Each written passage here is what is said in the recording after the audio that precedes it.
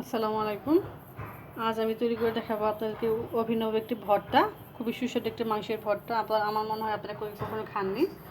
তো ভর্তাটা খুবই মজাদার একটি ভর্তা। তো আমাদের ভর্তাটা শুধু না দেখি আমার রেসিপিটা ফলো করে যদি একবার বাসায় ট্রাই করেন তাহলেই বুঝবেন যে এটা কতটা মজাদার ভর্তা। তো আমি একে শুরু করতেছি, আমার সাথেই থাকুন।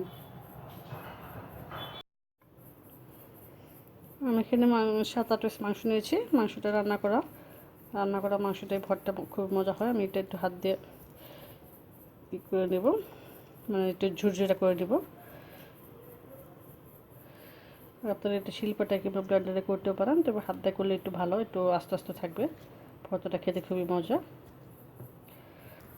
যতটা সম্ভব আমি হাত দিয়ে ঝুরঝুরা বা মাংসটা ভেঙে নিয়েছি।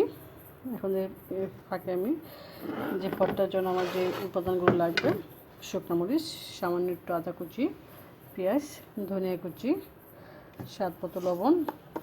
লবণটা আমি পরিমাণ কমে দেবো, কারণ মাংস রান্নাতে তো লবণ ব্যবহার করা হয়। আর লাগবে আমার সরিষার তেল। এখন সবগুলো উপকরণ আমি একটু ডলে নেব। এই মাংসের ভর্তাটা শুকনো মরিচে খেতে খুবই মজা হয়। কাঁচামরিচ কুচি, সামান্য একটু আদা কুচি দিলে আরও ভালো হয়, সুন্দর একটা ফ্লেভার আসে। পেস্টটাকে আমি একটু ভালোভাবে হাতটা মেখে নেব, ডলে নেব। পেঁয়াজ, মরিচ, ধনিয়া কুচি মাখানো শেষ। এর মধ্যে আমি দিয়ে দেবো সামান্য সরষের তেল। যে কোনো ভর্তায় কিন্তু সরষের তেলটাই ভালো হয়। সবগুলো উপকরণ একটু ভালোভাবে মেখে নেব।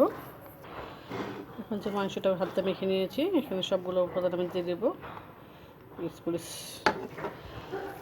এখানে একটু ভালোভাবে এলে সবগুলো মাখিয়ে নেবো একটু করে, তাহলে হয়ে যাবে আমার সুস্বাদু মাংসের ভর্তা।